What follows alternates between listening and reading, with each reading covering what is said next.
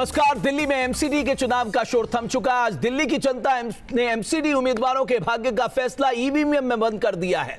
अब बारी है नतीजों की जो 26 अप्रैल को आएंगे और इन सब के बीच हम आपको महापोल दिखाएंगे कि आखिरकार जो सामने निकल कर आ रहा है, जनता की नब्ज से क्या कुछ पता लग रहा है, किस राजनीतिक दल को एमसीडी में सत्ता मिलती दिखाई दे रही है। लेकिन पहले ये रिपोर्ट। क्या इस बार एमसीडी चुनाव में चला है मोदी का मैजिक? क्या केजरीवाल दोहराएंगे 2015 का जादू या फिर कांग्रेस करेगी बाउंस बैक?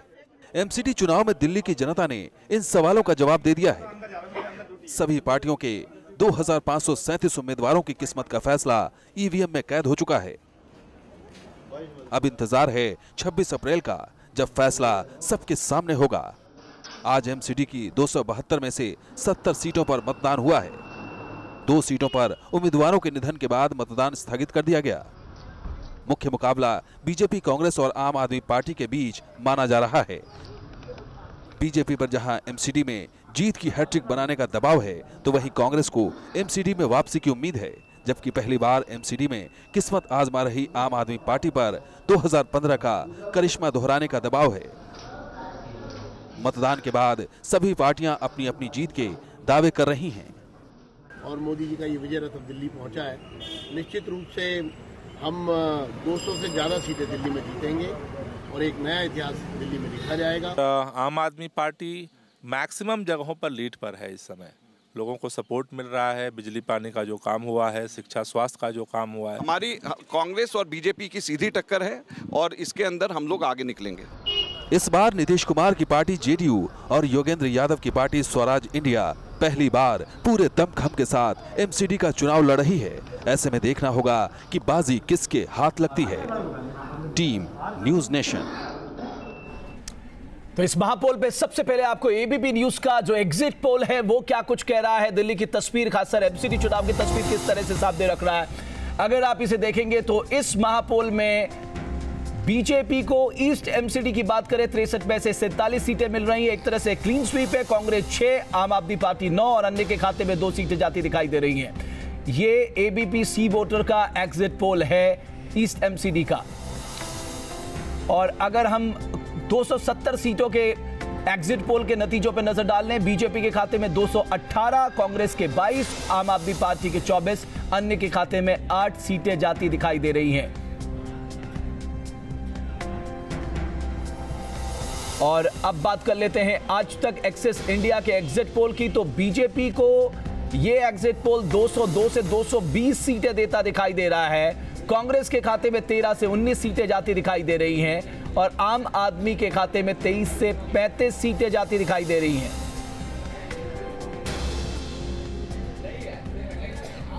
और मेरे साथ इस पे बात करने के लिए विवेक कुमार आम आदमी पार्टी से, भारतीय जनता पार्टी से ओम प्रकाश, कांग्रेस पार्टी से अनिल चौधरी, मेरे साथ स्टूडियो में विनोद अग्निहोत्री और जयशंकर गुप्ता साहब शामिल हैं। विवेक कुमार साहब, ये एग्जिट पोल के जो नतीजे हैं वो तो एक तरह से आपकी स्थिति को बहुत ही ज्यादा कमजोर है। आपका यानी कि आपको एक तरह से नकार दिया दिल्ली ने। देखिए, ये सारा का सारा जादू अगर हम माने तो ये ईवीएम का जादू है, जो उत्तर प्रदेश में चल गया, उत्तराखंड में चल गया और दिल्ली के अंदर भी 2006 की मशीनों का जिस तरह से प्रयोग हुआ और आज दिन भर जो पोलिंग बूथ पे होता रहा उसकी खबरें आती रही, तो पूरा सुनियोजित वो है। दूसरा, कितने ये आपकी आवाज़ वापस लौट कर इसको ठीक करा दीजिए। दूसरा, आप समझिए कि जिस तरह से कॉन्फिडेंट होकर के, जितना कॉन्फिडेंट होकर के बीजेपी के लीडर्स बोल रहे हैं कि 200+ सीट्स हमको मिलने वाली है, तो निश्चित रूप से आप मानिए कि इस लोकतंत्र का जिस तरह से गला घोटा जा रहा है, ये देश आपने हार मान ली। अच्छा नहीं है। आपने हार मान ली। हमने हार जनता की तरफ से नहीं मान ली, हमने हार भारतीय जनता पार्टी के षड्यंत्र से मान ली कि वो किसी भी कीमत पे अब आपके वो अपना जो विजन है वो अपना मन बना लेंगे, वो करेंगे, जैसे उन्होंने उत्तराखंड और उत्तर प्रदेश में कर दिया। 2015 में आपको 67 सीटें मिली, ऐसा इतिहास में कभी नहीं हुआ। तब आपने कहा हमारा जादू है। आज आपके एग्जिट पोल में आपके मन मुताबिक नतीजे नहीं है तो आप कह रहे हैं ईवीएम का जादू है। ये दोहरा मापदंड क्यों? रमेश जी दोहरा मापदंड नहीं है। 10 साल में इनकी क्या उपलब्धि है? दिल्ली को कूड़ा कर दिया। दिल्ली में करप्शन के अलावा दूसरा काम एमसीडी में नहीं हुआ। और लोगों की जब बाइट कई बार आपके चैनल पे भी मैंने सुनी है, लोगों ने साफ साफ कहा है कि किसी कीमत पे बीजेपी को वोट नहीं देंगे, क्योंकि 10 साल में बीजेपी से वो त्रस्त ओम प्रकाश साहब, चलिए आप कह रहे हैं सीट्स आ रही है तो कहीं ना कहीं गड़बड़ है। साहब, आप इस जीत की बड़ी वजह क्या मानते हैं? जैसा कि एग्जिट पोल दिखा रहे हैं, एक तरह से आपने क्लीन स्वीप किया एमसीडी का इलेक्शन। जीत की बड़ी वजह क्या है आपके पक्ष में जो जनता ने मतदान किया?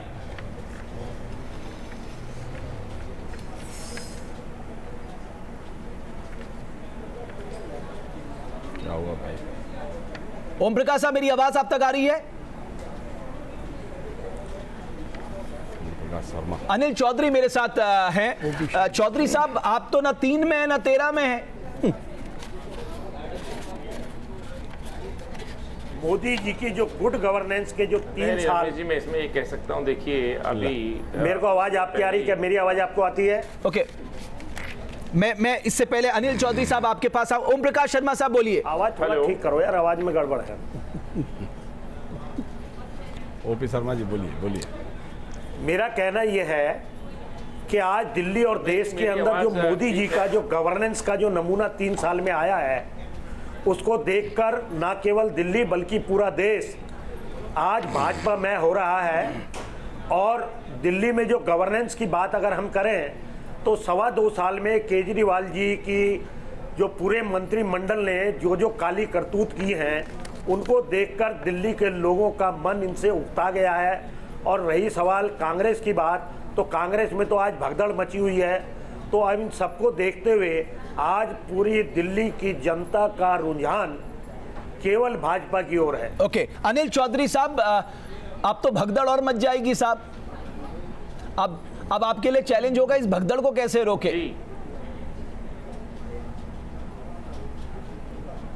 कट गया फोन।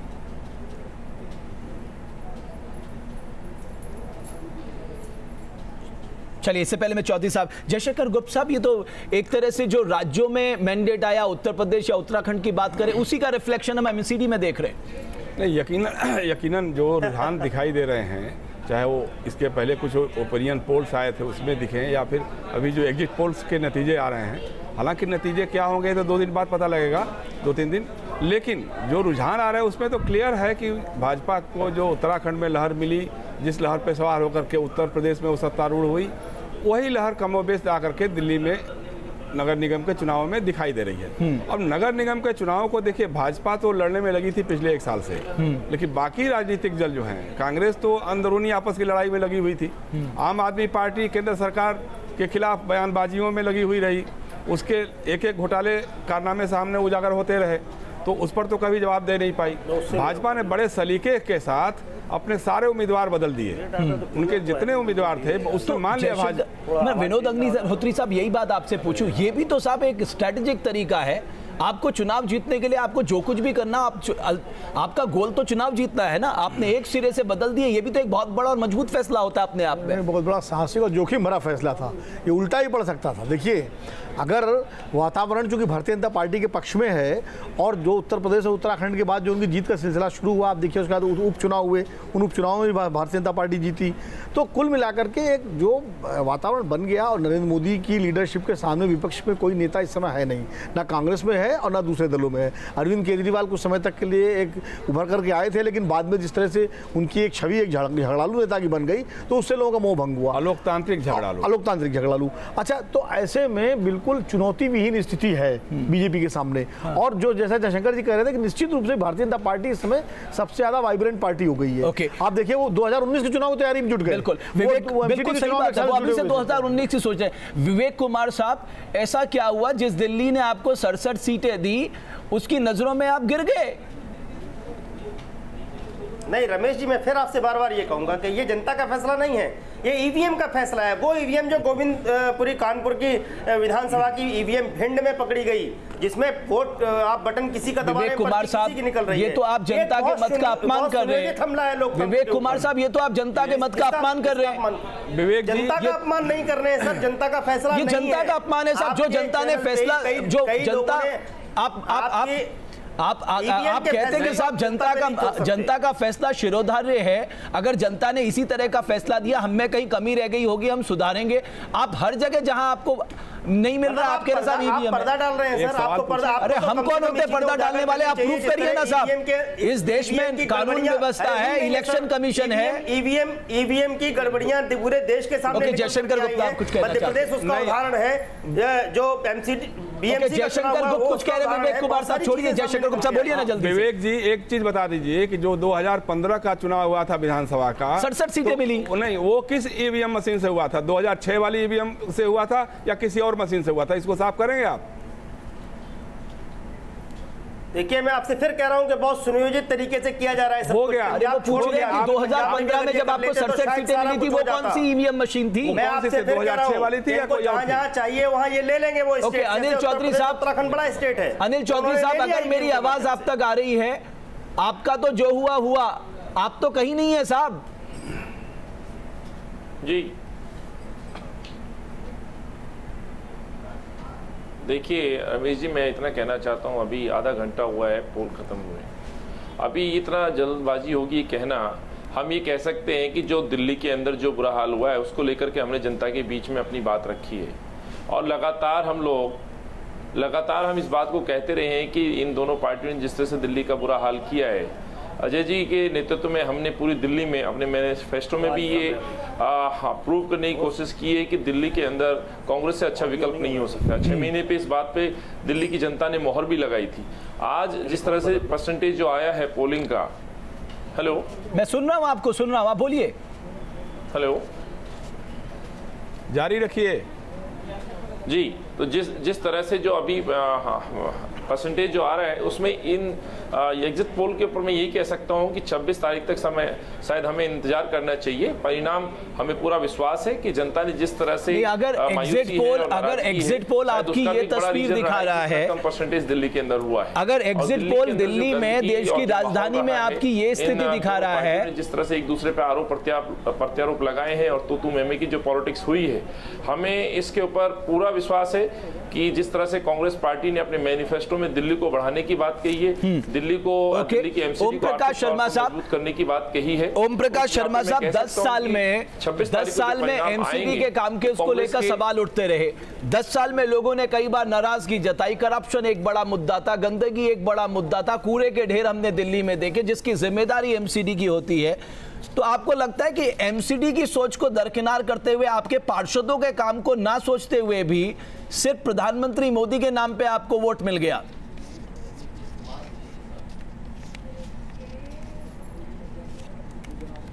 शर्मा साहब, मेरी आवाज आप तक आ रही है क्या? हेलो रमेश जी, ये सवाल आपको मुझसे क्या? हाँ जी। ओम प्रकाश जी, ओपी शर्मा जी, मेरी आवाज आ रही है आप तक? जी। मैं कह रहा हूं कि आपके 10 साल के कामकाज पे वोट मिला या मोदी जी के नाम पे वोट मिल गया आपको?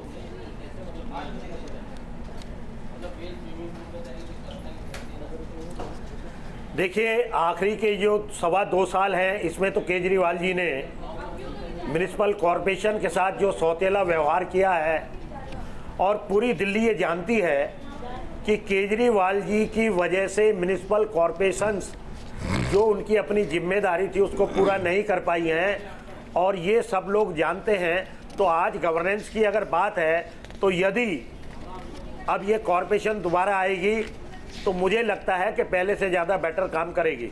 तो केजरीवाल जी की सरकार तो अभी भी रहेगी।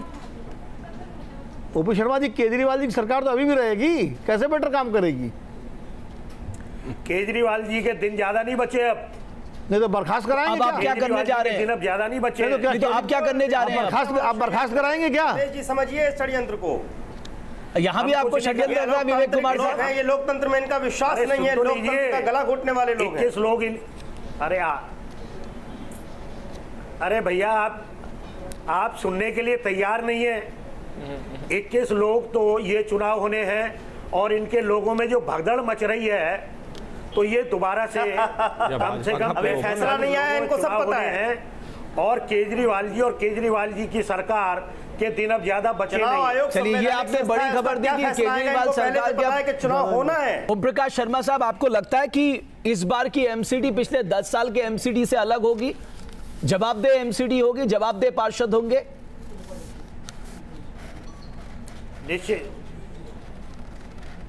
निश्चित रूप से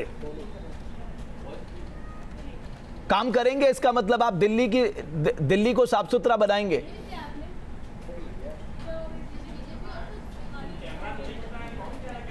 निश्चित रूप से काम करेंगे और पूरी ताकत के साथ दिल्ली के लोगों के लिए काम करेंगे। ओके, मेरे पास 10-10 सेकेंड है। जयशंकर गुप्ता साहब, आपको लगता है इस बार जवाबदेही ज्यादा होगी एमसीडी में? नहीं, इस बार तो एक जो भी है कम संख्या में रहेगा, लेकिन एक मजबूत और आक्रामक विपक्ष मिलेगा भाजपा को एमसीडीज में भी।